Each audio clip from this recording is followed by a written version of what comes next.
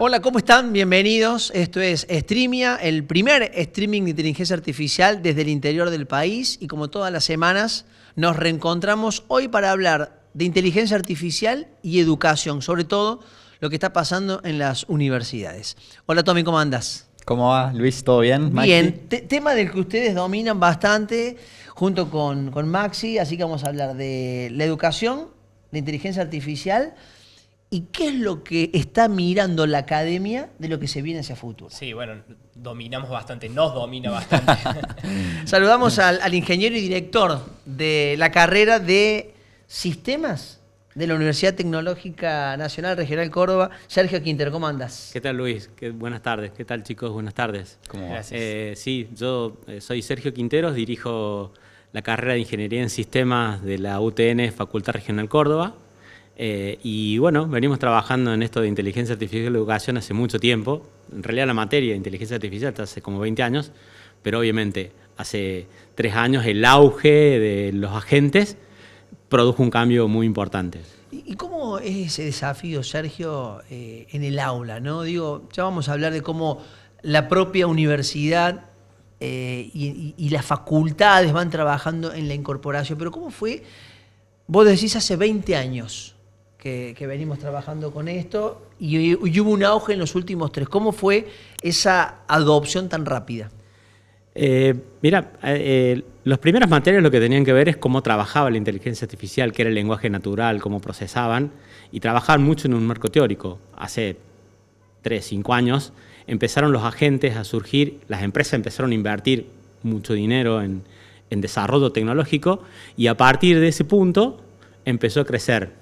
Cuando antes, nosotros, te decía el otro día, cuando antes una versión de Facebook salía cada, no sé, 2 años, 1 año, una versión de sistema operativo cada año y medio, la inteligencia artificial empezó a crecer y empezó cada 2 meses, cada 3 meses. Hoy tenemos nuevos agentes todas las semanas. Lo que vimos la semana pasada, que en este caso Gemini había sacado y que funcionaba mejor, salió ChatGPT y ahora lo mejoró y esta semana funciona mejor ahí y la semana que viene será en cloud. Es decir, la vorágine en la que están las empresas con la inteligencia artificial es tan grande que es muy difícil mantener el ritmo de la tecnología. ¿Y la currícula no la podés adaptar tampoco a eso? La currícula se tiene que adaptar, no es que no podamos, tenemos que adaptarla. Nosotros hace 2 años arrancamos un proyecto importante, que lo primero fue preparar nuestros docentes. Nuestros docentes estaban muy acostumbrados a su trabajo, a trabajar sus filminas, y lo que decidimos decir es, bueno, acá está la inteligencia artificial, todo esto es lo que se puede hacer. Así pueden trabajar su material, así pueden corregir un práctico a un estudiante, así pueden sacar una estadística del rendimiento de todos los prácticos de un estudiante y saber en qué fallaron, qué fue lo que más se equivocaron, con un nivel de procesamiento que antes no había. Teníamos que tomar las respuestas, cargarlas en un Excel, del Excel sacar un promedio, y a partir del uso de agentes empezamos a tener herramientas que podían trabajar. El mayor problema que tenemos es que todas las herramientas con las cuales se pueden trabajar no tienen soberanía. Si yo me conecto a Gemini, me conecto a Notebook LM, o me conecto a ChatGPT y digo que Luis Fernández Chegaray me dio este práctico, estoy guardando esa información en algún servidor, en algún lado, que alguien puede tener acceso. De lo que hemos hablado hace unos días, ¿no? La soberanía de la información. ¿Y qué tenés que hacer como universidad? ¿Desarrollar tu propia inteligencia artificial? ¿Podés? Nosotros en este proyecto arrancamos primero con agentes que no tienen conexión a la web, pero por ahora con una soberanía de datos que impide a docentes subir datos personales de estudiantes. Pero el proyecto nuestro, que cuando te cuente un poco más lo que son los agentes inteligentes educativos que desarrollamos, va hacia un servidor propio, montado dentro de la universidad, sin conexión, que trabaje los datos y que se una al sistema académico. Por lo cual ahí sí la soberanía de datos las vamos a poder proteger y vamos a poder trabajar datos de tipo académicos en un sistema de este tipo.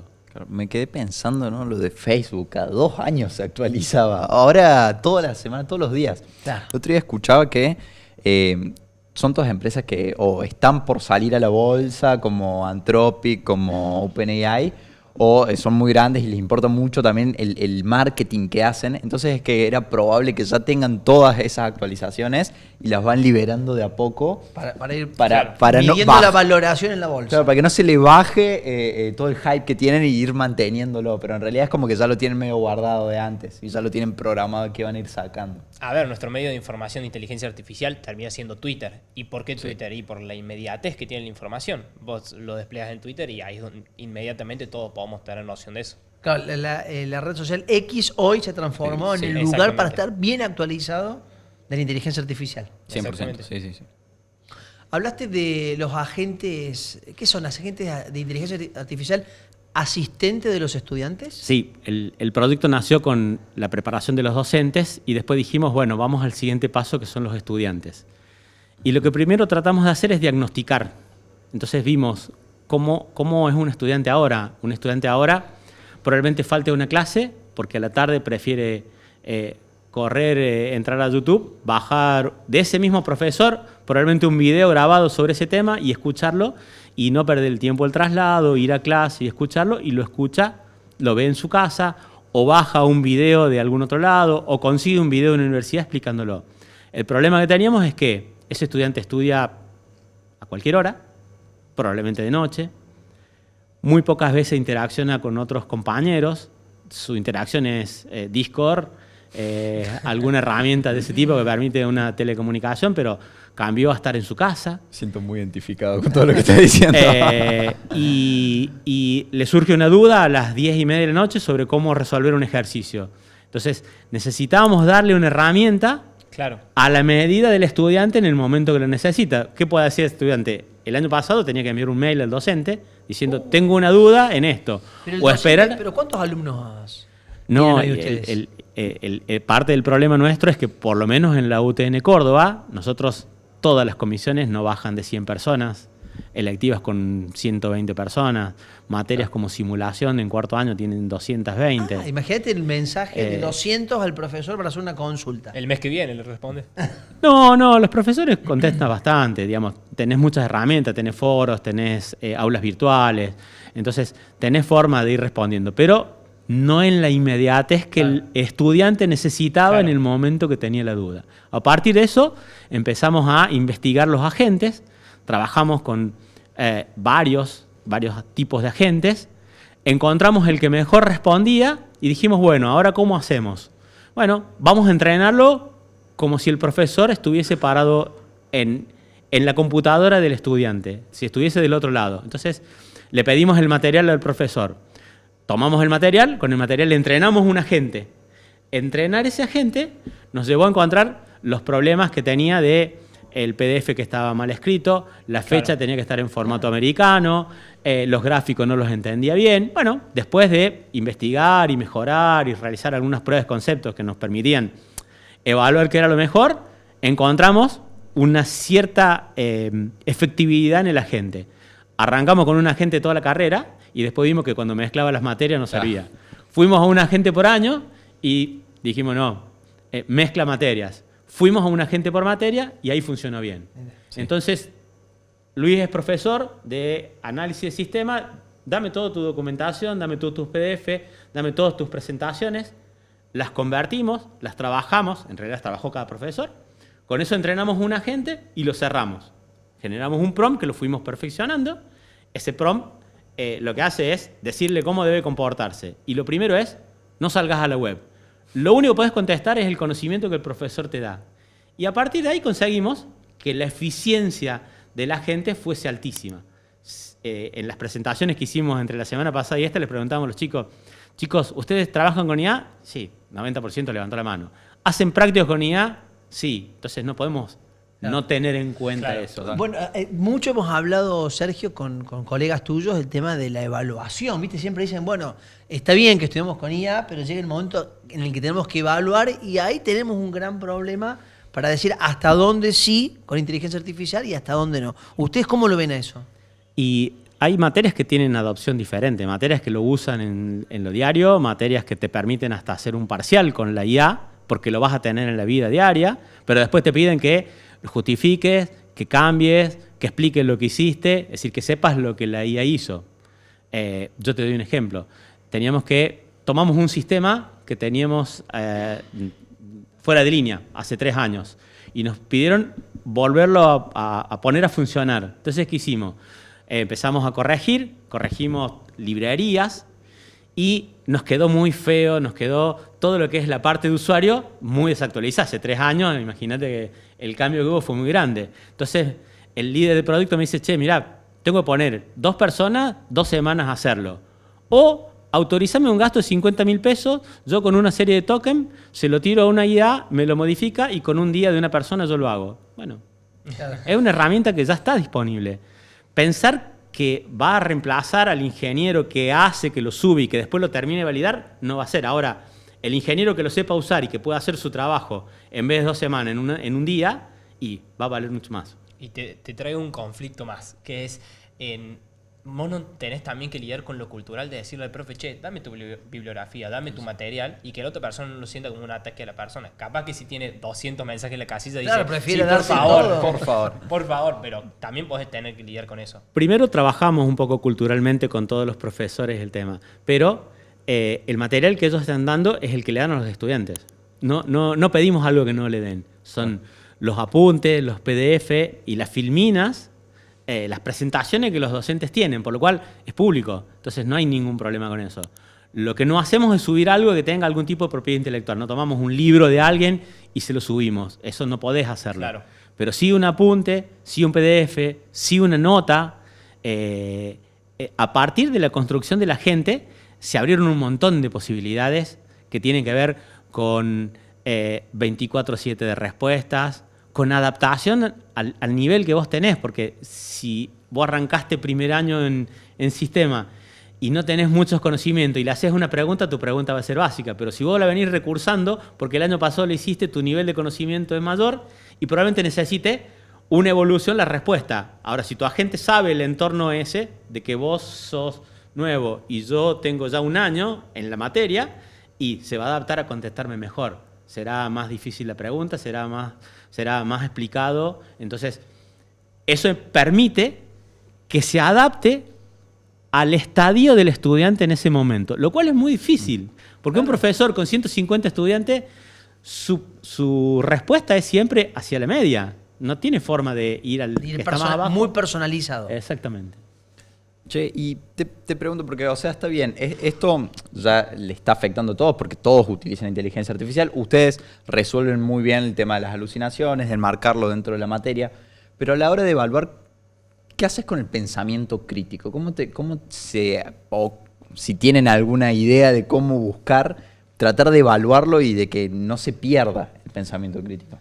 Mira, los asistentes que nosotros hicimos ahora, hoy funcionan con la herramienta de OpenAI, que es ChatGPT, porque es lo que mejor funciona, pero en realidad hay toda una arquitectura atrás que permite, si de acá a 2 semanas lo que mejor funciona es Gemini, simplemente corremos de vuelta a los procesos, los generamos y los ponemos a funcionar en otro lado. Y la respuesta, la presentación de los estudiantes fue, primero lo que vale es lo que dice Luis, que es profesor, eso es lo que vale. Esto es una herramienta que ya la tenían, ya la usaban. El problema era que de las respuestas era 70-30, 60-40. Una parte bien y una parte mal, porque dependiendo cómo le preguntaba, dependiendo si tiene un error de ortografía la pregunta, dependiendo de la hora que contestaba. Bueno, hay un montón de condicionamientos que hacían que esa pregunta tuviese respuestas que probablemente alucinaban. Cerrado, alucina menos, pero lo que sí adoptamos son botones para que ellos puedan reportar cosas. Es decir, los hicimos parte de los estudiantes del proyecto para que ellos ayuden a perfeccionarlo y ayuden a entrenarlo. Qué interesante, no digo porque ya está hasta trabajando ustedes en la propia implementación de una IA propia, pero cómo han adaptado y adoptado la universidad en general. Siempre decimos, che, ¿vale la pena estudiar programación? Es la duda, ¿no? Ser analista en sistema, estudiar una ingeniería. ¿Qué le dicen ustedes? Y obviamente que primero es muy importante, digamos, un ingeniero en sistema no se va a quedar sin trabajo. Probablemente un ingeniero de sistema que no maneje inteligencia artificial le cueste conseguir un poco más de trabajo. Pero hoy es una herramienta que tiene todo el mundo. Antes vos tenías que cargar un Excel y lo hacías a mano. Hoy se lo tirás a la IA, decís, tomame estos datos, subímelos acá, haceme estas columnas, y la IA te lo hace más rápido. Ahora, todo eso tiene un soporte. Si vos pensás que un sistema, una IA te va a construir un sistema para hacer, por ejemplo, el estacionamiento medido de Córdoba, y probablemente tenga una versión, cuando le pidas que te lo modifique, seguramente patina, seguramente va a tener problemas. Seguramente vas a tener que gastar mucha plata en token para poder trabajarlo y para poder hacerlo. Entonces, el ingeniero de sistemas siempre va a estar de por medio. Va a estar en el diseño, en la interacción con el usuario, en la construcción, y usará herramientas de IA para mejorarlo y para acelerar procesos.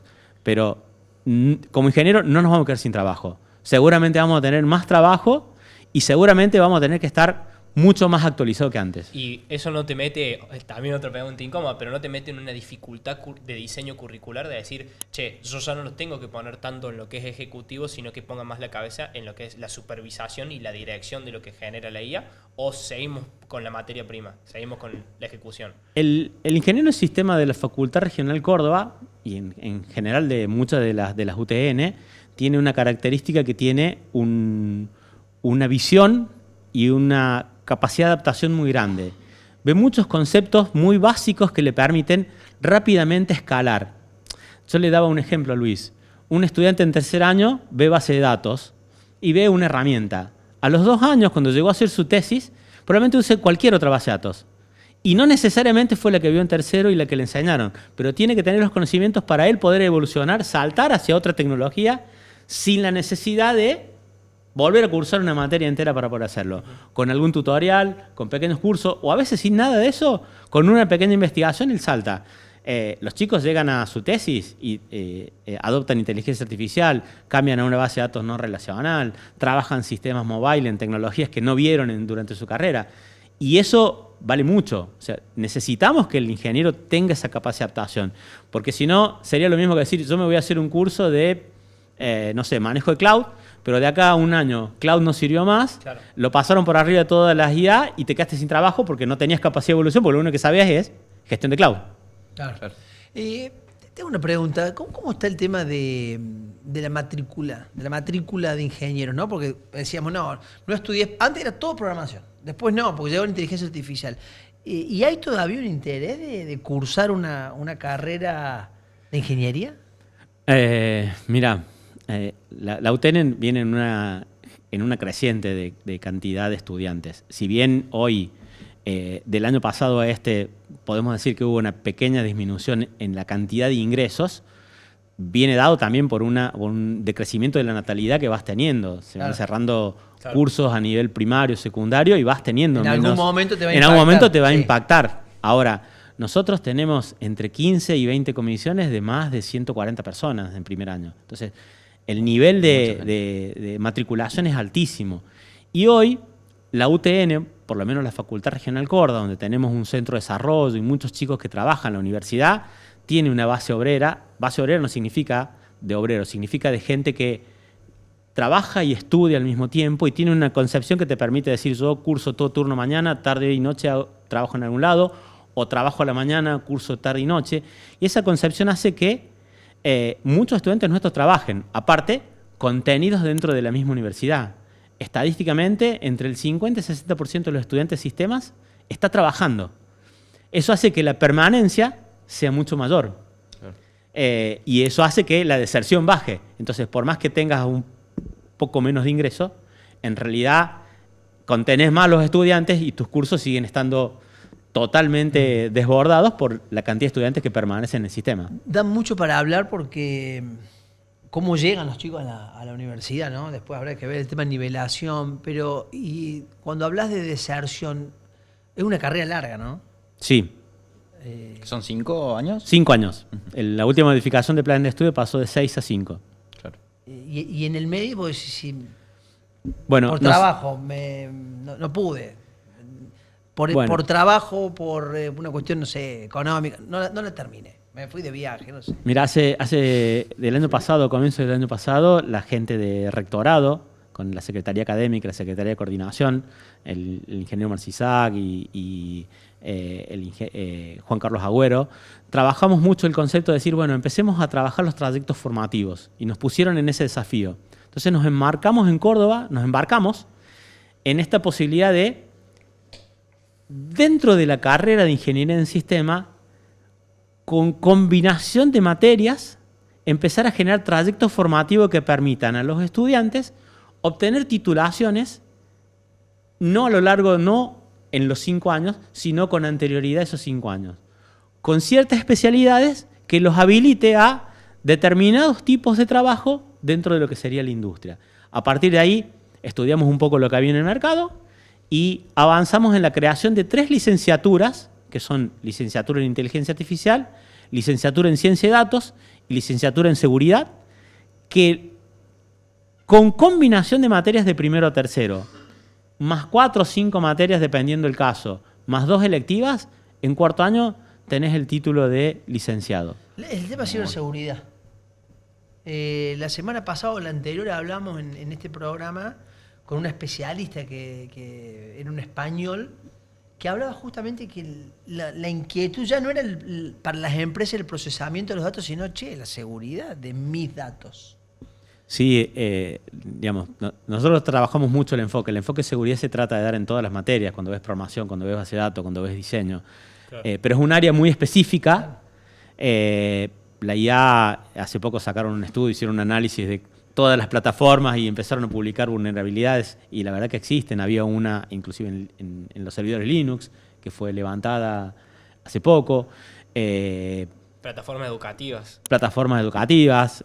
Nosotros tenemos un grupo muy fuerte en seguridad que trabaja, digamos, definiendo normas de seguridad, haciendo certificaciones, y la verdad que es una rama completa. Es una buena rama para estudiar, diríamos, que debe tener salida laboral. El ingeniero en sistema puede trabajar todos esos enfoques, pero lo que conseguimos con esto es que con un 60% de las materias de ingeniería puedas tener un título de licenciado en ciberseguridad, que hace que en cuarto año vos puedas abocarte a trabajar en eso y continuar la carrera, recibirte de ingeniero sin ningún inconveniente, probablemente ya con una salida laboral, ya con un trabajo estable, con otro nivel de soporte familiar. ¿Y ustedes qué están viendo en la facu? ¿Hay un nivel de deserción? ¿Alguno que hace 3, 4...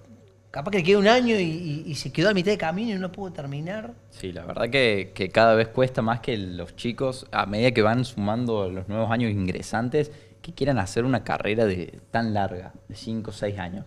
Están un poco todos buscando achicar porque en las otras partes del mundo también son de 4 años, por ejemplo, una licenciatura. Sí. Y me parece muy bueno lo que estabas diciendo, de que por ahí no necesariamente hay que ver el contenido de una materia porque inteligencia artificial te enseña de herramientas de inteligencia artificial, sino que las licenciaturas por ahí lo que te dan es una forma de pensar y que después uno las herramientas las puede aprender mucho más rápido y aplicarla, pero con ese paradigma que te abrió la licenciatura con un trabajo de hormiga. Exactamente, la idea es, se reducen algunas materias en primero, segundo y tercero, en total casi entre 7 y 8 materias, más las materias nuevas, hace que con realmente 2.300 horas, entre 2.300 y 2.500 horas, imagínate que una carrera de ingeniería de sistema tiene 4.000, vos te recibas el título de licenciado y te habilite a un cierto tipo de trabajo, a insertarte en la industria. De todas formas, tenés una realidad distinta. Hoy te puedo decir que, digamos, si te dije que el 60% trabaja, los que están en tercer año, y son más del 60%, que ya están en la industria, ya están trabajando. A veces yo digo, uno cuenta deserción a un estudiante que se va, pero un estudiante que llegó a tercer año, que vio desarrollo full stack, que vio base de datos y que salió y empezó a trabajar, yo no lo cuento deserción. La verdad que la universidad lo que hizo fue preparar a alguien que ya tiene una herramienta, probablemente no se recibió de ingeniero, pero que salió a trabajar, que está en la industria. Gracias a la universidad. Sí. ¿Qué tenemos ya de novedad en esta semana? Lo que tenemos que salió un estudio de Ditela y Fundar, y lo que nos permite ver es el estado de adopción en pymes argentinas de inteligencia artificial. Y lo relevante es que uno podría pensar, nosotros que hablamos tanto de inteligencia artificial, que eso es, bueno, estamos hablando, Maxi, de 9 de cada 10 empresas. No.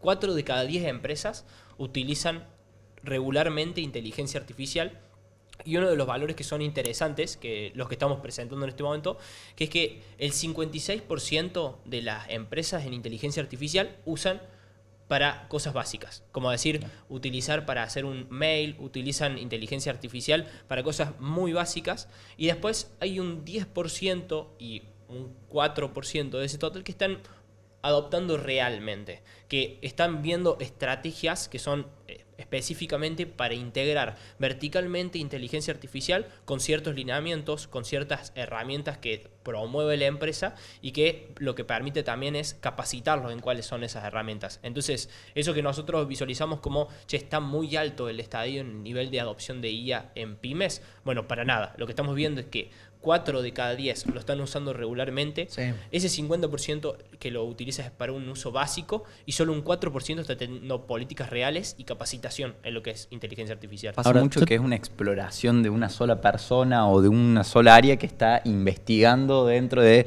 Porque es curioso Ahí, nomás. ahí estamos viendo esa que solo el Ahí está. 4% de las pymes. Asigna presupuesto, políticas formales y mide resultados. O sea, de todas las pymes, 3.8 son los que toman esos lineamientos. Ya que Muy poco. el 56% usa IA para lo básico.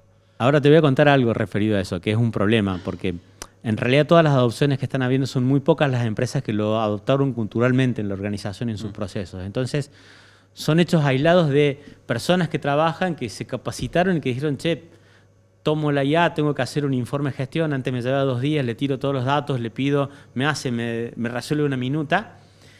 El mayor problema que es que vos estás tomando todos los datos y los estás exponiendo. Culturalmente no analizaron lo que significaba tomar los resultados de esa organización, subirlos a un informe y tirárselo a una IA para que me perfeccione el informe. Acabo de publicar esos resultados a la nube. Claro. Culturalmente son hechos mucho más aislados de personas dentro de las organizaciones que vieron beneficiados sus trabajos porque redujeron su tiempo, obtuvieron resultados mucho más rápido, son mucho más eficientes en la organización, pero culturalmente la organización no cambió sus procesos. Claro, lo veíamos en el estudio McKinsey la semana pasada que decía hay que rediseñar los flujos de trabajo completamente. Sí, que es muy distinto el decir, cada uno por el trabajo que está desempeñando, a mí me ahorra tiempo, bueno, yo incorporo inteligencia artificial. No, muy distinto es que la política a nivel desde arriba hacia abajo piense en cuáles van a ser los lineamientos, que el personal esté específicamente formado, que sepamos cuáles son los límites en cuestiones de vulnerabilidad, de seguridad que va a establecer la empresa, la organización en general, para que esa adopción sea en serio efectiva y segura. Como el caso que estuvieron contando desde el principio, así fue, que digamos que Exactamente. fueron primero con los docentes, después con los alumnos, de forma organizada. Sí, yo creo que incluso ustedes tendrán ese desafío de decir, bueno, no como estos alumnos están incorporando inteligencia artificial, si ustedes a día de mañana trabajan en alguna organización, bueno, que también tienen que tener en cuenta de que acá hay una cuestión de cultura organizacional, que no es algo aislado la incorporación de IA para mi caso, sino que estamos hablando de que hay capital humano utilizando tecnología, es algo que tiene que ser transversal a toda la organización con lineamientos. Así es. Cuando empezaste, primero estudiaste, te recibiste y empezaste a dar clases. Y yo arranqué dando clases en el año 90 más o menos, y Digo, son muchos años, Bueno, demasiado. y hablaban algo de inteligencia artificial, machine learning, a lo que tenés hoy. No, yo te voy a contar, digamos, mi primera tesis, en ese momento lo que habían eran computadoras XT. En realidad yo viví el hecho de que naciera Internet. Claro. La ingeniería en sistemas se empezó a dictar en el año 85 en la Facultad Regional Córdoba, antes era analista, y yo arranqué en el 86, éramos de los primeros, y no había computadoras, había que sacar turno. La verdad que era complicado. Vimos una vorágine muy grande.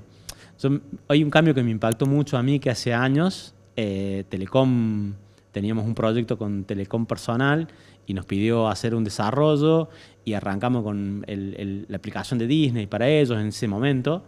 Y nos decían, bueno, porque, digamos, la evolución va a ser que una persona vea televisión en su teléfono. ¿Y qué decíamos nosotros? No, imposible. Imposible. Si tengo el televisor, ¿por qué lo voy a ver en mi teléfono?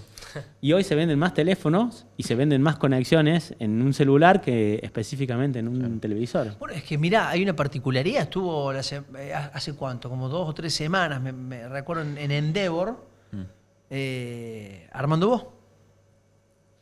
Y está desarrollando una plataforma de cine vertical. Para que puedas ver contenido en tu celular, formato vertical. Es decir, eso en China está en auge. Claro. Todo el mundo ve en formato vertical, dicen. Con lo cual, mira, lo que te planteaban en aquel momento, y decías, no, esto sí tengo un televisor para verlo, la pantalla de una computadora, bueno, se ha trasladado todo esto al celular. Bueno, muchísimos desafíos. Sí, vos como director de carrera, ¿qué herramienta usás? Cloud, ChatGPT, Gemini, todas. En realidad usamos bastantes. Tengo licenciada Cloud, no Cloud, tengo licenciado ChatGPT y Gemini, pero en realidad en el equipo de gestión tienen Canva, tienen herramientas para generar presentaciones, para trabajar video. Lamentablemente hoy no tenés una que resuma todo. Entonces, por ejemplo, queríamos hacer la demostración y una de las cosas que vimos en el diagnóstico de los estudiantes, te vas a reír, pero decís, ¿vos preferís leer o escuchar algo? Yo como estudiante escucho podcast. Bueno, entonces tenés estudiantes que pierden más tiempo en armar un podcast Claro, que en leer un tema y estudiarlo. Entonces, ¿qué hicimos? La gente te puede preparar el texto, pero para prepararlo necesitabas una herramienta. Entonces le generabas el podcast, vos te vas al gimnasio, te lo pones a escuchar, o venís a la facu y en el auto, en el camino, escuchás el podcast del tema que vas a tener clase hoy o que viste la semana pasada para poder repasarlo. Y eso sí empieza a colaborar con el estudiante, porque eso lo incentiva a trabajarlo. Le está facilitando lo que antes a lo mejor le llevaba 2 o 3 horas hacerlo, tomarlo, generarlo, buscar el texto, hacerlo. Pero bueno, lamentablemente las herramientas estas te empiezan a pedir, bueno, ¿querés esto? Págame esta parte. ¿Querés esto? Comprame unos tokens. Entonces, los estudiantes la verdad que se manejan mucho. Buscan, investigan, tienen 3 o 4 licencias en el mismo agente, con mail distintos. Entonces, de esa forma, empiezan a ahorrar mucho para poder trabajar de esa forma. Hoy que agarren un texto, un libro y se pongan a leer, parece difícil, ¿no? Cuesta mucho. Entonces ves que la posibilidad de que ellos puedan incorporar los conocimientos con un podcast es una herramienta muy utilizada. Así es. No solo eso, sino si tenés yo tengo un estudiante en 5º año que tiene una disminución visual severa. Imagínate que si tiene que estudiar un tema, se lo tira a la gente y le decís a la gente que te lo recite en vez de que te lo escriba. Con lo cual le estás acercando una herramienta, estás permitiendo una inclusión que antes no se permitía y estás haciendo mucho más general todas las herramientas de la universidad. Ustedes son 2 estudiantes de podcast. Sí. Y de todo el contenido generado con IA. Porque encima tenés la posibilidad, lo que contábamos la otra vez a través de Notebook LM, de que también están los que, como Tommy, que necesitan escuchar más, pero otros que necesitan ese estímulo más visual. Y bueno, que tenés la posibilidad de hacer diagramas. Y que eso no es que, como antes o como yo me acostumbré más de chico, que era el escribirlo a mano y tratar de pensar, hacerme el mapa mental. No, lo puede hacer directamente las herramientas. En realidad la gente, una de las cosas que trabajamos mucho es que puede trabajar cualquier tipo de herramienta educativa. Entonces, a vos te viene mejor un esquema, a vos te viene mejor un cuadro, un mapa mental, a vos te viene mejor un resumen, bueno, te lo hace. Y hay una cosa que sí era muy importante, que es los estudiantes vienen con muy poca preparación para gestionar su tiempo. Se dan del secundario a la universidad, cursan 7, 8 materias, tienen parciales, 2 o 3 parciales por semana, y el mayor problema es cómo gestionamos el tiempo para estudiar eso. Bueno, un agente de esto preparado, vos le podés decir, mirá, tengo 2 horas para estudiar esta materia todos los días, estos son todos los temas, armame un esquema de estudio, decime qué estudio cada día, haceme un práctico para cada día y una evaluación, y en un ratito te tiró todo el esquema, vos organizaste tu tiempo, sí. Algo que antes a lo mejor no sabías o decías, bueno, no, esta materia la dejo porque no voy a llegar, tenés una posibilidad. Si repasás esto, vas por este lado, haces este ejercicio, haces estas evaluaciones, puedes llegar preparado. Y probablemente eso te motive a continuar y eso es un poco lo que buscábamos. Sergio Quinteros, gracias por acompañarnos. No, gracias a ustedes. Bueno, hasta acá hemos llegado. La educación, la academia, la inteligencia artificial. Algo de pymes. Algo de pymes, así como nació un Qué programa. desafío el de Sergio, Ingeniería en Sistema en tiempos de inteligencia artificial. Exactamente, y por supuesto, bueno, en eso están trabajando, lo están pensando, y lo están desarrollando. Hasta aquí hemos llegado. Sepan que en todo el programa completo lo van a poder ver en el YouTube de Telefe, en todas las redes sociales y también en las propias de IA para el Mundo. Gracias por acompañarnos. Nos reencontramos la próxima semana. Chao.